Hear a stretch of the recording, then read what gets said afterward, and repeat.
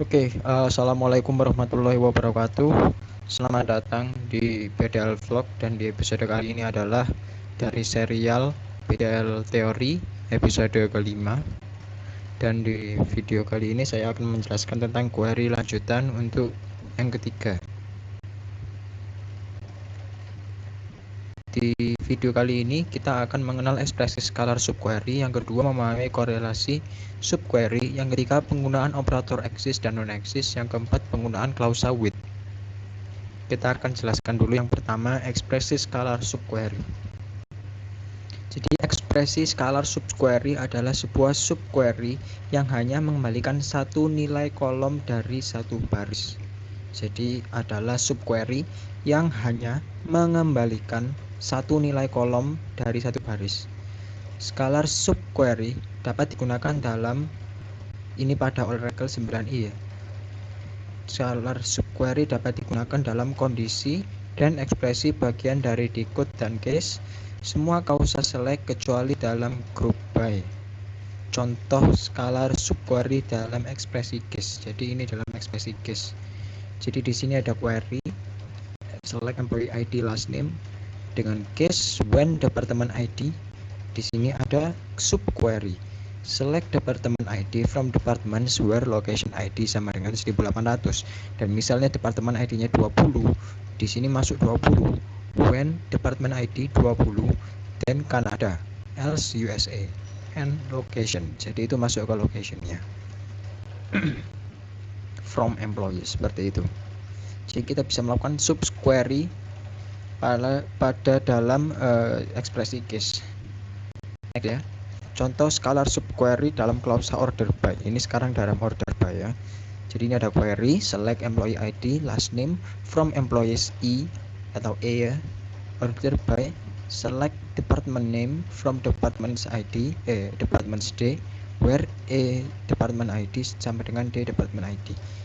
Jadi di sini kita menggunakan query untuk menselect dua hal ini, kemudian diorder berdasarkan departemen name di departemen D, di mana departemen ID-nya E departemen ID ya, sama seperti D departemen ID. Diorder seperti itu. Pelajaran yang kedua adalah korelasi subquery. Korelasi subquery digunakan untuk pemrosesan baris per baris atau row by row. Tiap subquery dieksekusi sekali untuk setiap row baris dari outer query. Jadi gini prosesnya. Ini ada bagannya. Untuk lebih memahami lebih lanjut, ambil baris dari outer query, jalankan inner query dengan menggunakan nilai baris kandidat, gunakan nilai inner dari query untuk qualify atau disqualify baris kandidat. Kemudian akan kembali lagi siklusnya. Contohnya nanti ada di bawah lebih lanjut. Proses korelasi dimulai dengan mengambil baris dari outer query, kemudian inner query dijalankan dengan menggunakan nilai baris kandidat, kemudian nilai dari inner query digunakan untuk melakukan kualifikasi atau diskualifikasi baris kandidat. Ini sintaksnya ya. Kalian bisa pause untuk membaca lebih lanjut. Jadi ini ada query, di sini ada table outer, di mana table outernya akan dipanggil lagi di where menggunakan subquery. Seperti itu. Sintak di atas, subquery mereference suatu kolom dari sebuah tabel dalam parent atau outer query. Jadi mereference suatu kolom ini dari sebuah tabel ini dalam outer query. Seperti itu. Korelasi subquery, contoh penggunaan korelasi subquery. Ini contoh yang pertama, subquery untuk mendapatkan data semua pegawai yang memiliki gaji lebih dari rata-rata gaji pada departemen tempatnya bekerja. Select last name salary department ID from employees outer where salary lebih dari, ini menggunakan subquery. Setiap baris dari outer query diproses, maka inner query dievaluasi. Jadi ini dievaluasi, setiap ini diproses, ini dievaluasi. Select average salary from employees where department ID sama dengan outer department ID. Nah ini. Yang kedua, contoh yang kedua, menampilkan detail pegawai yang pernah berganti job sedikitnya 2 kali.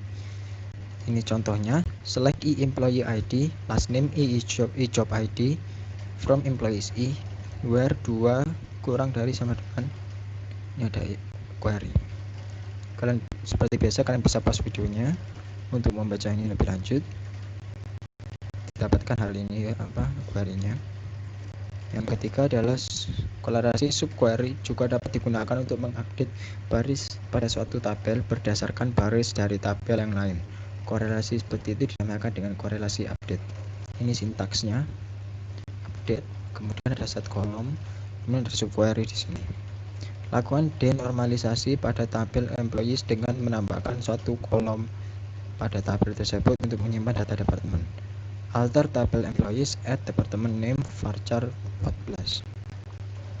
Kemudian isi kolom nama departemen yang didapatkan dari tabel departments dengan menggunakan korelasi update. Update employees I, set department name, select department name from department D where I department ID sama dengan D department ID. Jadi ini seperti biasa ada query, kemudian di sini ada subquery dan dia akan mengupdate employees I dengan set departemennya itu diupdate sesuai dengan query department name dari ini yang department ID-nya adalah sama seperti E department ID. Seperti itu. Yang keempat, korelasi subquery juga dapat digunakan untuk menghapus baris pada satu tabel berdasarkan baris dari tabel yang lain. Korelasi seperti itu dinamakan dengan korelasi delete. Ini contoh sintaksnya. Kalian bisa pause.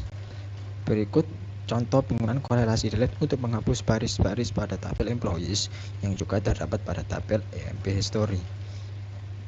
Di sini delete from employees I where employee ID sama dengan ada query select employee ID from EMP history where employee ID sama dengan employee ID. Employee ID itu ini, where di sini sama dengan ini. Jadi di delete nanti. Di delete dengan subquery. Yang keempat, operator eksis dan non-eksis. Operator eksis dan non-eksis digunakan untuk menguji keberadaan atau tidak ada baris dalam himpunan hasil dari subquery. Saya ulangi lagi, operator eksis dan non-eksis digunakan untuk menguji keberadaan dari baris dalam himpunan hasil dari subquery. Jadi ada subquery yang dilakukan dan hasilnya akan diuji keberadaannya dengan operator eksis dan non-eksis. Jika ditemukan, maka pencarian tidak dilanjutkan dalam inner query dan kondisi ditandai true.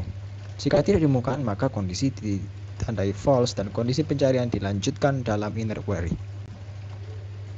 Berikut contoh penggunaan operator eksis untuk mencari pegawai yang dimiliki setidaknya satu orang bawahan. Select employee ID, last name, job ID, department ID from the employees outer where exists, select X from employees where manager ID sama dengan outer employee ID where exists. Ini tidak eksis sampai terakhirnya eksis. Jadi 8 row selected. Ini berikut contoh penggunaan non-dot eksis untuk menampilkan semua departemen yang tidak mempunyai pegawai. Contohnya ini bisa kalian pause. Untuk lesson yang terakhir adalah penggunaan klausa with. Dengan klausa with kita dapat menggunakan block query yang sama dalam statement select pada saat terjadi lebih dari sekali dalam kompleks query. Klausa with didapatkan hasil dari block query dan menyimpannya dalam table space temporer kepunyaan user. Klausa with dapat meningkatkan performansi. Berikut contoh penggunaan klausa with yang digunakan untuk menampilkan nama departemen dan total gaji untuk setiap departemen yang memiliki total gaji lebih besar dari gaji rata-rata pada sembarang departemen.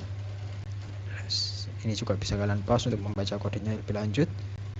Oke, sekian pertemuan pada hari ini. Sekian presentasi saya pada hari ini, video kali ini.